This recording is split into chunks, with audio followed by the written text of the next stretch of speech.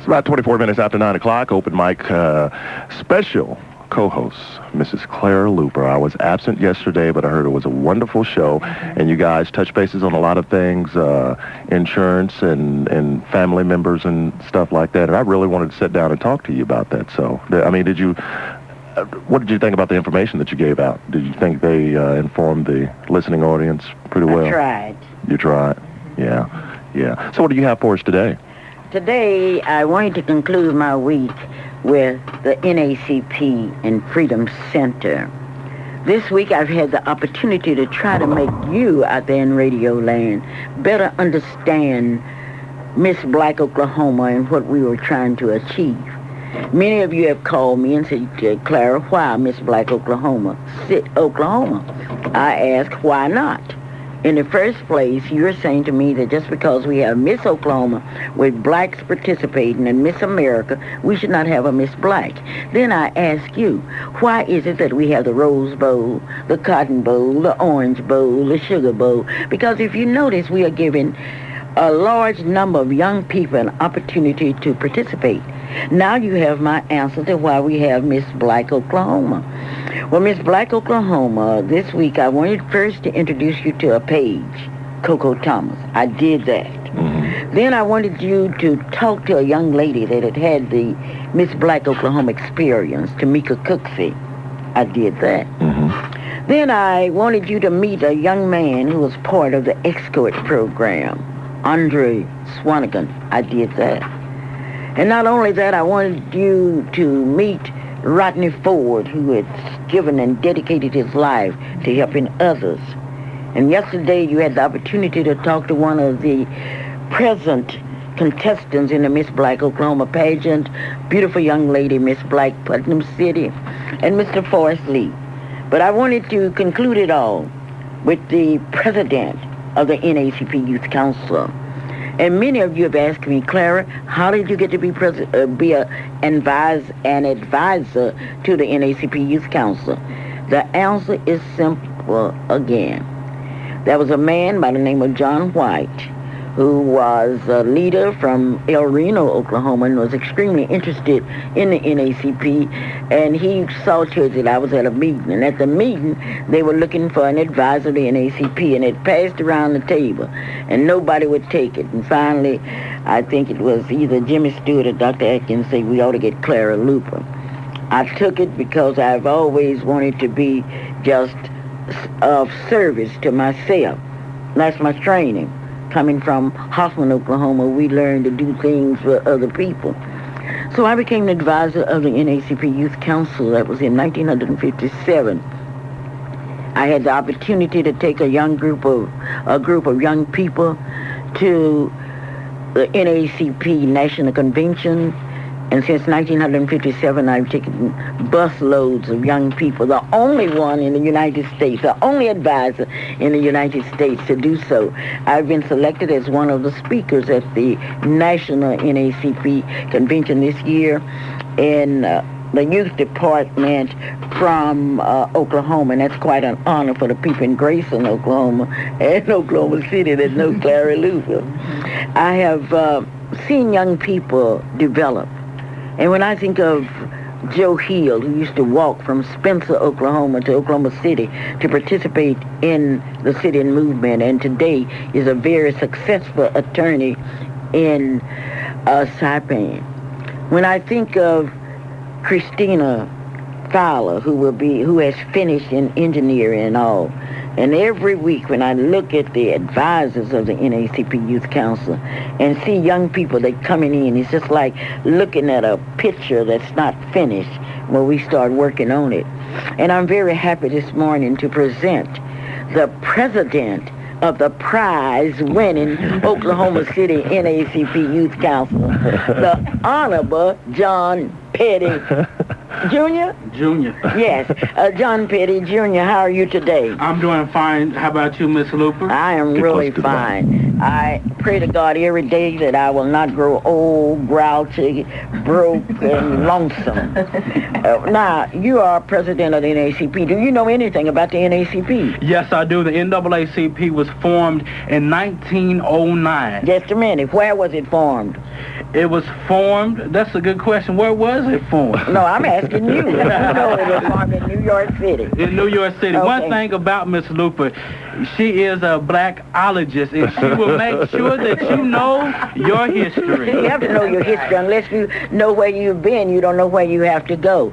Now, do you know anything about the presidential leadership of the NAACP? Who is the president or CEO of the NAACP? The president of the NAACP is Kwanzaa Imufum. I hope I pronounced his name right. And the chairman of the board of directors is Julian Bond. Okay. Now, how long have you been a member of the NAACP? I have been a member of the NAACP all my life. Oh, yes, that's right. Your father was a mayor of what city? My father was the former mayor of El Reno, Oklahoma, back in the 70s and the 80s. And matter of fact, to go a little beyond that, my uncle was John B. White. Miss Luper was talking about John B. White. John B. White was the first African-American that the Democratic Party supported to run for a state legislative. And he was the second one, I believe the second African-American in the House of Representatives.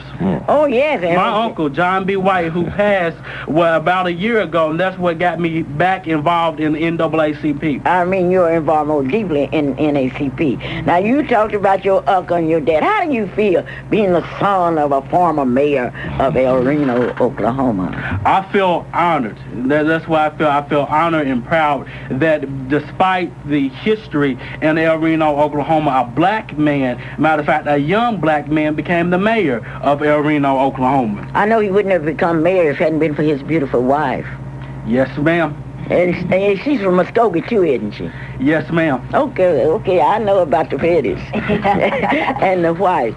Now, who are your present officers in the NAACP Youth Council? Of course, I'm the president of the NAACP Youth Council. The first vice president is Elgina Sadberry. The second vice president is Lydia Jackson. The third vice president is Miss Rolfe. The secretary, which y'all met on Monday, is Coco. The assistant secretary is Lachey Stevens. The treasurer is Isaac Darko, and the parliamentarians Andre Swalligan. Oh, yes. And of course the advisor is no other than Miss Clara Luper. And there are some other advisors too. Yes, Miss Hunter, Miss Davis, Miss Matthews, and the list goes on and on. Miss Bosie Walker, be sure and call that name. Miss Walker. Miss Ray, Mr. Burley and Nero, Mr. Rodale, Hornbeek. We have a large number of them. Now, what, as you see it, is the purpose? No, let's talk about John. Okay, we are very fortunate to have you as our leader because you're not only a leader in the NAACP Youth Council, you're a leader in another organization. Tell me about that. I am the past state vice president of the Oklahoma Association of Family, Career, and Community Leaders of America, FCCLA. Some know the organization as FHA, Future Homemakers of America. The organization was founded in 1945. The state association was formed in 1946. Since the organization was founded, there has never been an African-American male to be a state officer until John A. Pettis Jr. came aboard. On April the 14th, 2000, I became the first African-American male state officer of that organization. We have about close to 14,000 members of our organization, but when I took the office, only about 300 to 400 of those was African American. Since I've been the state vice president, we have almost close to 1,000. And now the person who took my spot is Ralph Hodge Jr. I was always taught, as you climb up the ladder, you bring somebody with you. Oh, I see. And so you are the vice president. That means that you get to travel and speak extensively. Is that correct? Yes, ma'am. The majority of the time, I just graduated from Millwood High School with honors, and I went to school. With honors. With honors. I went to school during the day. Then I would travel right after school to 3 to 4 times a week. I would travel all across the state of Oklahoma. For the State Department of Career and Technology Education, I have done more than 350 speaking engagements. Has met a whole lot of people during my time. Well, speaking of engagement, what were you speaking about? I was speaking about school to work, the state system of school to work, teaching people how the businesses to give back into the schools, to invest back into the school for job shelter, internships, and different things like that. I was also speaking about the organization, Family, Career, and Community Leaders of America. FCCLA is the only in-school organization that focuses on the family as the basic unit of society. This is Clara Luper, and I told you I have a lot of confidence, and you asked me the other day, where are the leaders? I see the leaders as, here are the leaders. These are the leaders of America. And W.B. Du Bois told us that out of every 100, only 10 was going to do anything, so we've got to find those 10 and expose them. Mr. Pettit, I'm going to let Apron Monday shoot at you. Ask him something. Okay. Well, I'd like to know, how long have you been the president of the NAACP? What is it, the Youth Council? Youth Council. Okay. I have been the president for the past 2 months. For the past 2 months? 2 months. And you've been involved all your life? Basically, yes, I have. I've got real back involved in the NAACP when my uncle, John B. White, passed a year ago. And they taught me sometimes it takes someone to die in your family to get you to support your own cause and your people. Okay. What would you tell maybe some young listeners that's listening now that they don't have a clue, the purpose behind the NAACP, the Youth Council, or whatever? I mean, what type of information could you give them to motivate them to be involved? Okay, the purpose of the NAACP is to inform the youth about the different things that's going on in the community, and also to advance in economics, advance in education. And I would say to young people, we have to get ready. We have to get off our butts and do something about it, because it is our year and it is our time, and we have to do something about it. Too many people have died for us to be where we are now. We are not where we're going to be until people get invested. And so that's why I'm going to say to the youth, we have to get out and we have to go for it, and no matter what background you come from. As Ms. Luper said, that my father was the mayor of El Reno, but it's different. There's also another story to that. I come from a single-parent home. My mother, matter of fact, raised me, but my father is in my life. But no matter what circumstances you are in, you can do anything. And I'm a living example of that. Well, you're like Alexander Hamilton. Did you know he came from a single home? Yes, ma'am. Okay, I just wanted to make sure you had the information. Miss Blackologist, Clara Luper. Now, John, I have just a couple of questions for you, and I think this is great. Now, for young people who may be listening or parents, is there an age limit as to how old you have to be a part of the Youth Council of the NAACP? The Youth Council stops, the limit is 25, but we encourage, if you're over 25, to get involved with the NAACP Oklahoma City branch, which is under the leadership of Roosevelt Milton. Okay. And now, you can get it, if she said what age? What age do we have? You can start from 1 day old up to 25 years old. Yeah. The dues are for members under the age of 18. The dues are $10, and over 18, the dues are $15. Okay. Now, you were even mentioning that you were going through your officers. Coco, who was in here before, she's only 11, and she has an office. Yes, ma'am. So that's great. Now, let me ask you about politics, because you've been surrounded in politics. Yes, ma'am. So, are you planning on possibly pursuing a career in politics then? Yes, I am. Matter of fact, I thought about majoring in political science until I found out basically you can't get a job in political science. So I had a lot of people who told me that. I have a lot of mentors and different things. You go into naming people, you get in trouble if you leave someone out. So I won't name all my mentors, but I plan this fall to attend Oklahoma State University, major in business management. This summer I'm going to work in trying to get my real estate license, and so I can go to school during the fall, and I have an internship, matter of fact, at the Oklahoma Department of Career and Technology Education. And so I do that on the weekdays, and then on weekends, I'm going to try to do real estate. But yes, I do eventually plan to get into politics. But one thing about politics is you have to have money. And so, so I'm going to definitely get my foundation and my career started and different things like that. I do plan to eventually go to law school and go on forth. But I do plan to run for my first public office in 2003. I'm going to file my paperwork in December of 2002. An election would be I believe the second or third week in February 2003, and that is for the Millwood Board of Education, seat number 3 for the Board of Education of Millwood. Okay. Wow. I understand you're going out somewhere in California this year, too. Yes, ma'am. During the same time, actually, as our national NAACP conference, which our conference starts July the 5th. I will be in July the 7th. I will be flying out of here, out of Oklahoma City, to attend the Family, Career, and Community Leaders of America National Convention, which will be in Anaheim, California. As the member of the board of directors for the Oklahoma Association, I have a lot of duties at that national meeting. Last year, I was one of the presenters. I presented on Stop the Violence, teaching young people how to reduce violence to more peer mediation. And this year, I'm going to be working with the National Vice President of Finance, and I have a huge part in that convention in Anaheim, California. Okay, when you say you have a large part, what are you saying? What I'm saying is that I will be presenting on several workshops and wrote several scripts and for the conferences and different things like that. Basically, I'm helping running the conference for the state of Oklahoma. Oh, that's wonderful.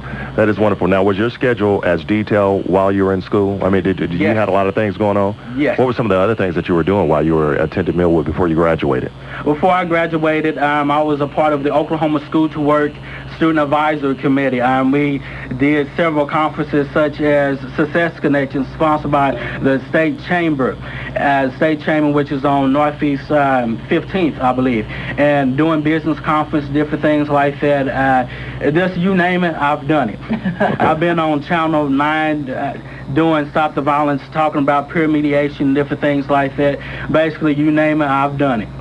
Now, you mentioned something about that other organization, the FCCLA. Yes, sir. What was the purpose behind that again? The purpose of the FCCLA is the organization is the only in-school organization that focuses on the family as the basic unit of society. Mm-hmm. And it teaches you about the role of the family.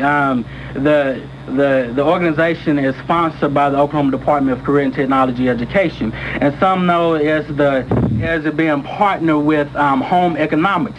Okay. In the world, names are changing, so home is in the state of Oklahoma is no such thing as home economics anymore. It's family consumer science education, and so that's the class that I've taken.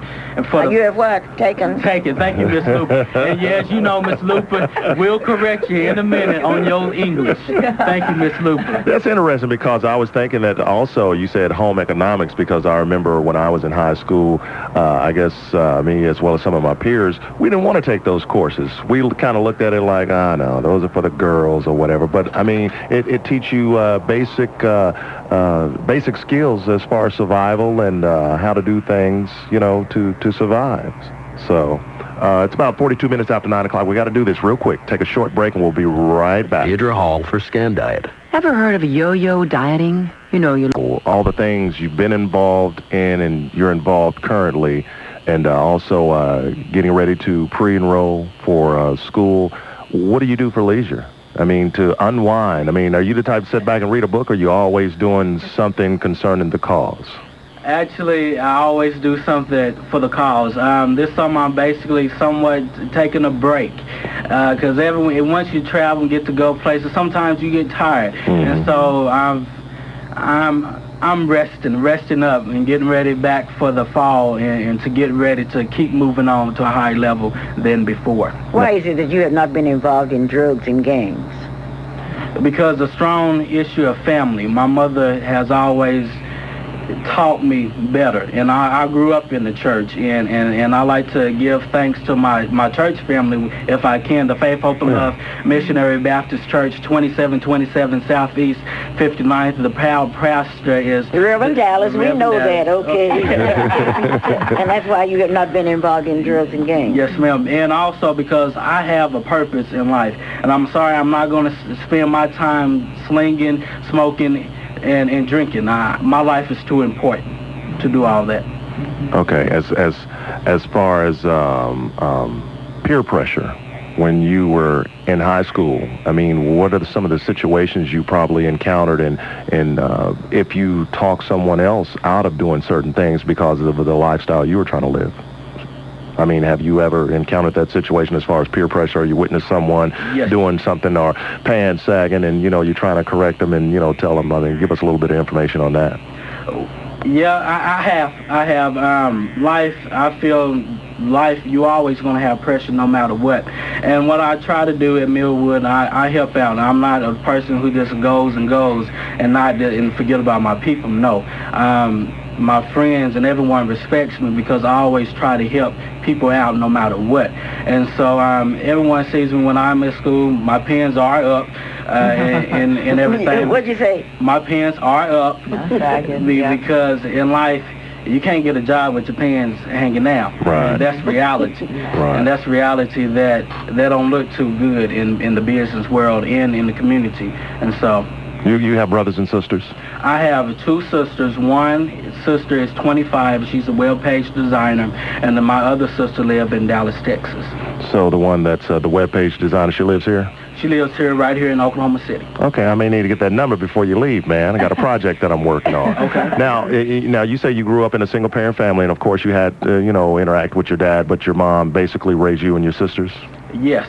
What type of information would you give our listeners, someone else that's in that situation? Because I came from a single-parent family also, and a lot of times where there's a misperception of, being in a single-parent family, like you can't be productive and be a positive citizen. But what type of information would you give, encouraging words to someone in that same situation? Hang in there because it will work out. I remember growing up on, and I'm trying to think of that edition, by Edwards Park, Garden Oaks. And this moving up, and it was hard for my mother to help raise as a single parent, raising another child, my older sister, and it was hard. And one thing that got me through was God, and got us through was God and God's help. And the only thing I can say in there, hang in there because it will work out. I don't believe that necessarily that because you come from a single parent home you ain't gonna make it. I'm sorry, I'm a living testament that hey, you can make it no matter what circumstances that you find yourself in. Okay, I have a son at the house, and he has two sisters also. How was it, the relationship with your sisters? Was it always a battle, or? My older sister, which lives with me, and my younger sister lived in Texas. It was a battle. It was, a 7-year difference between me and my older sister. Okay. And it was a battle. One time we got into it about over the phone or something. And I remember picking up a pool stick and hitting her with it and sending it to the emergency rooms. I mean, you're going to have incidents like that, but I loved it. I mean, we have a good relationship. Okay, now you said when you leave here, the studio, when we were doing a commercial break, what's going on in your life today, currently? When you leave the studio, when the interview's over, what are some of the things you have lined up for yourself? Well, after I leave the studio, I have to go to OSU to finish my paperwork for enrollment. And then after there, I have to go to work at the Oklahoma Department of Career and Technology Education. I'm helping them getting ready for August Conference, if you're a part of any career in technology, if you're employed by the state, not really the state, but it's their state conference. And some may know Career Tech as VOTEC, another name change, House Bill 2128. Okay, why OSU? Why did you choose that school? Or did they choose you? You on a scholarship, or you paying for it yourself? Partial scholarship. That's where my opportunities lie. Okay. And that's why I feel that I can be focused. The first African American to be at OSU was Miss Davis, she is an advisor, one of the advisors of the NAACP. Okay. All right. You have any more? Yeah, and now I wanted to ask, going back to talking about the Youth Council with NAACP, now, for those who are interested also, now, how often do you meet and where do you meet? We meet every Monday night at 7 o'clock. We meet at the Freedom Center, which is on Martin Luther King, next to Gates Barbershop. And speaking of Freedom Center, we would like to invite you to come to the Freedom Center and to visit the monument. We have Roscoe Dungy there, the monument that represents him. We have, of course, Miss Luper, Hannah Akins, Dr. Dow, and the list goes on. And, of course, some know Dr. Dow, who sued the Oklahoma City Public Schools. And also, Dr. Dow was one of the, he was the first African-American to be a city councilman for Oklahoma City. Tell you what, let's go. He was not. He was not? No, he was not the first one. Okay, I'm not going to tell you. You're talking to the blackologist. Blackologist, Clara Luper. Let's go to the phones. We have someone on the line. Good morning, you're on Open Mic. Good morning. You have a question or comment for our guest? I have a couple questions. Okay. I wanted to ask your guest, does he have a loyal listener card? I don't know if he does or not. Actually, no, I do not. And we'll hook him up. What other question do you have? Miss Luper, does she? And the other question is, are you all, are the host there, are you members of the NAACP or any other black organization? You asking me and April Clark? No, I am not. But I think this is a good time to maybe look off into that and take care of it. Are you a member? I agree with that. Are you a member? I don't know. My dad had us down as a family, and I'd have to check with him to make sure. Okay, may I say something? You know, what really amazes me about some people, how you try to get other people on the spot. Yeah. They are inefficient or what have you. I cannot imagine a person not being a member of NAACP, whether that person is black or white. Right. Because what the NAACP has done to eliminate segregation in transportation, in housing, in public accommodations on down the line. And speaking of public accommodations, the white businesses have progressed because of the NAACP. Now, what we need to do is to ask, and people should call us and ask, where can I pick up my membership slip? Exactly. Now, I know that we have leaders in NAACP that you do not agree with, and that's good, because I know there are a lot of them that I don't agree with, and I don't agree with myself a lot of times. But there's no reason to be a member of the NAACP. And if you aren't able, I remember when little Calvin Davis was born, I gave him a membership time he was born, and today he's a very successful lawyer in Lubbock, Texas. But I just, okay, April, I'm sorry, I apologize to you, but I just, you're okay. I just like for people to stay with the issue. Exactly. The issue today is not whether April or Monday are members of the NAACP, but speaking to the NAACP leader here, he's not only a leader, he's a handsome leader, don't you think? Well, you know, I'm a guy, so I can't really vouch for him. Yes. He's okay. I was talking to April. Yes, he is. I'll tell you. Let's go back to the phones. Good morning, you're on Open Mic. Yeah, I was just going to say, I apologize if I was trying to put somebody on the spot, because I'm not involved, and what I was trying to say is this really helps me to want to be more involved. I don't have a loyal listener card, and I need to get a card, so I was trying to really blame myself for not participating, and your program is helping me to get more involved. But the only other question I had, and I hope y'all accept my apology, I didn't mean to... Yeah, it's fine. Oh, no, you're it's totally fine. I'm sorry, because I really am enjoying what you all are showing us to look at ourselves, and that's the point that I really have to say for me. But what do you have to offer in the NAACP or the Freedom Center for youth? I have I'm aware of several teenagers that if I can get them to the NAACP or the Freedom Center, they're 17 and 15, what could keep them there? Okay, our interest is not in keeping them at Freedom Center, but in preparing them for life. And to do it, they have to have a background of who they are, what has happened to them in their lives to bring them where they are now and where they have to go. It's more or less a commitment. We are an organization that works to eliminate segregation, whether it doesn't make any difference what kind. We develop our students because we aren't fools. We know if we have worked and have broken down barriers and our people are too drunk or too dope-headed to get in it, we have failed. So therefore, if we say to the young people that come to NACP, we want you to develop to the fullest potentials. And if you don't want your child disciplined, don't let him work in NACP. Now, people,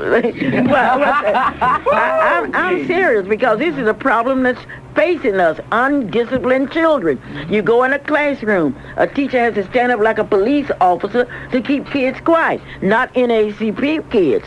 Because if they do, we kick them out to NACP. It's no use in you coming up saying, I want to go places. And I tell, along with Leola Ford and others, we want you young people to go places we have never been, and we want you to see things that we have never seen. And we know there are a lot of Uncle Toms out there. I was telling Abraham, I love Uncle Toms, because Uncle Tom, in order to make a better day for his children. But I don't like Reverend Toms. I don't like Deacon Toms. I don't like shouting Toms. I don't like talking Toms. I don't like Toms that will come up and say, you are with the NACP. I don't like the NACP. Talking Toms that will talk, Miss Luper, I want to help the children. When my children are going to New Orleans, Louisiana, many of them will be participating in AXO. And we are calling upon this state, this community, to help them go. Now, those are the kind of people that I love. Okay, caller, you still there? Yes. Do you have any more comments? Have you considered Mr. Mundy having Miss Luper any type of regular show or anything, so that it really helps motivate the community? No, what did you say? Have I considered it? Yes. Well, we're doing something special right now where we're inviting people to come in and co-host. Okay? Yes. Okay? Yes. Thanks for your phone call. She's trying to put me on the spot again. Yeah, I know. That's been happening a lot. I think she needs to reframe her questions. But anyway, you have any contact numbers for us as far as someone that want to get involved concerning the Freedom Center or the NAACP Junior Council?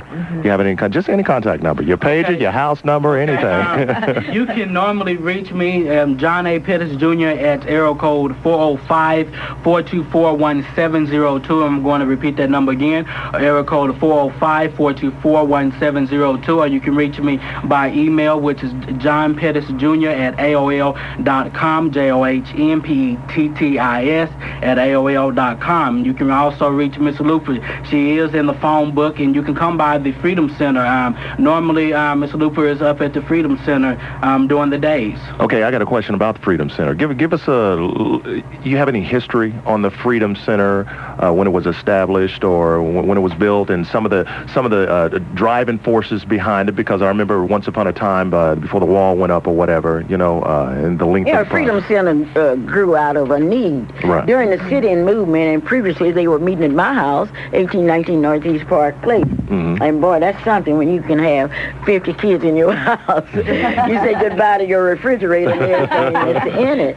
And that was a leading force in saying, let's get down and get somewhere where these young people can meet permanently. We had the experience of being kicked out of churches and what have you, and we were looking for a home, and therefore we, Lillian Oliver, Letty Ruth Hunter, a group of us went together, and we were able to get Freedom Center, and that was a miracle because we bought it from Mobil Oil Company, a great investment, and it was bombed in 1900 it was bombed. I'm not going to tell you when, though. But it's rebuilt. The whole block is paid for. And we have black history like you have never had before. And we've been supported by people that believe in not only young people, but in old people. Because there are a lot of old people that say, I don't want to do anything because I'm too old. But then I quote the scripture to them. It says, be thou faithful when? How long did the Bible tell you to be faithful? Not until you get old, not until you get limited, until the end. So we would appeal for old folks and young folks and middle-aged folks to come and help us train our children. Just touch them. Okay, tell you what, let's go to the phones. Good morning. Hello? Yes, good morning. You're on open mic. Hi, yes, I've been listening all week, and I would like to know the number to her to get my daughter involved in the program. 424-3949. 424-3949. I'm always 3949. Yes. My office is 424-2384. And I'm real excited because tomorrow is a big day for me. I'm so excited about tomorrow. I had the opportunity this year to be the guest speaker in Guam, Saipan. I went to Tinian Islands, Rock Island, invited by the governor to Palau. And I had the opportunity not only to speak at the Martin Luther King celebration, but to speak to a group of young people. And those young people are coming to Oklahoma to participate in the International Forensic Contest, which will be held at the University of Oklahoma. And they called me yesterday, which was tomorrow, and told me they were getting on the plane, and when they came to America, they wanted to do one thing, and that was to visit with Clara Luper. I've invited them in my home. Mr. Hornbeck, who's in charge of our transportation department, is furnishing transportation. We're going to pick them up tomorrow at the airport at 2 p.m. The president of the NAACP will be there to greet them.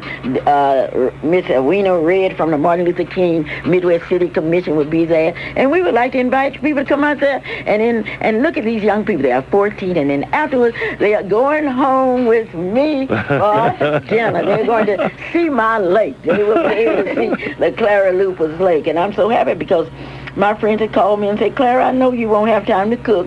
Mrs. Estelle said, I want to bake you some rolls. Mrs. Davis, I want to bake you a cake. Mrs. Rosella Coleman, a cake. And I know Johnny Jones done called me and said, I want to pick some beans. And those of you that would like to do something, once again, do it for me while I'm alive. Give you your flowers now. Yes. How long will they be with you, Miss Luper? They will be with me just tomorrow from 2 o'clock until we take them back to OU. Okay. They are here in a contest, in an international contest in speech and drama and what have you, and they have nothing left on their time schedule.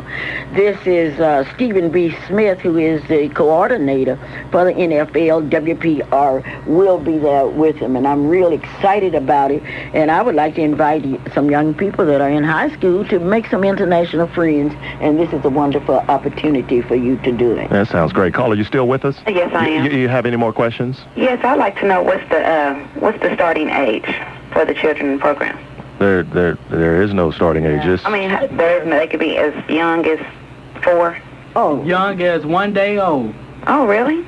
Yes, ma'am. Okay.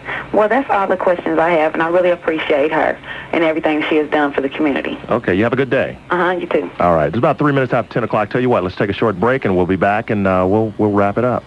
Have you been seeing cracks in your brick house or church? Maybe cracks have been forming in your driveway, your sidewalks, or your fireplace. I always say 10 minutes, 6 minutes after 10 o'clock. We have a call on the line, so let me pick this up before we wrap it up. Good morning, you're on Open Mic. Hi. I was just listening to y'all this morning, and I was very impressed, especially with the John Pettis. Anyhow, I'm attending at UCO, and I was just wondering, I would have to speak with my coordinator, though, if you would be, if you guys would like to be a guest speaker, because we have a lot of organizations. We're trying to get the black students at UCO, because a lot of them attend, and then they, sometimes they don't want to stay. They're not consistent. They're not consistent, is what you're saying. And this would be great. But I was just wondering. If I would have to speak with her first, though. But I wanted to go ahead and take the number down. If that's okay. Okay. Did you get the number? 524-1702. 424-1702. Oh, 424-1702. Yes. Okay. Okay. That's for both of you guys, right? Huh? That's for Clara Luper and John Pettis. Yes, we have another number also. Right, right. Now, for Clara Luper, it's 424-3949. And then that first number is for John Pettis. Okay, 424... 3949. Okay.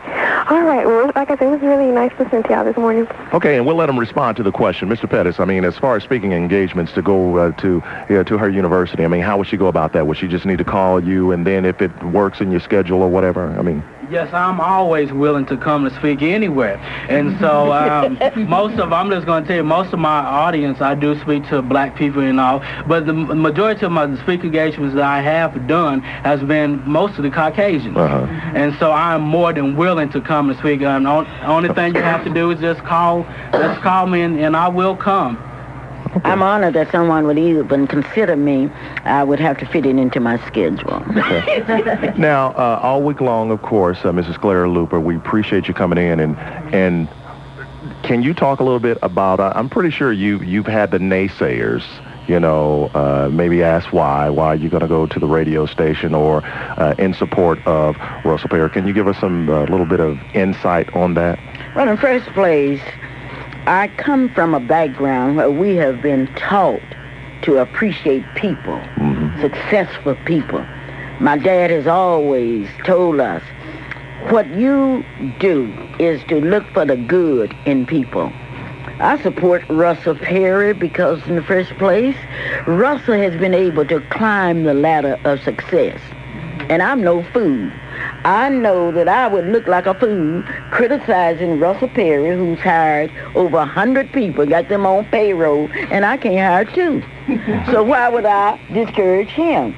I agree with Russell Perry on a lot of issues, and I disagree with him. And that's true with my husband. I agree with him. For example, my husband thinks that some team from Los Angeles is going to win tonight.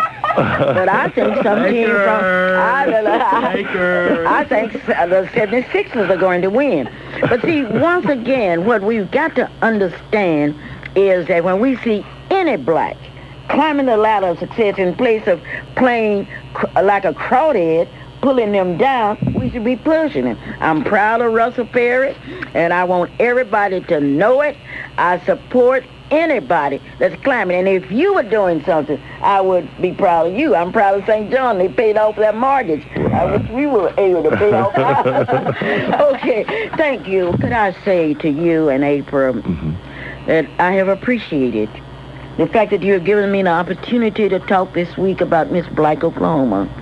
And I know Oklahoma City will get behind us, and they will buy ads and tickets and whatever you. You've given me an opportunity to expose the future of our race.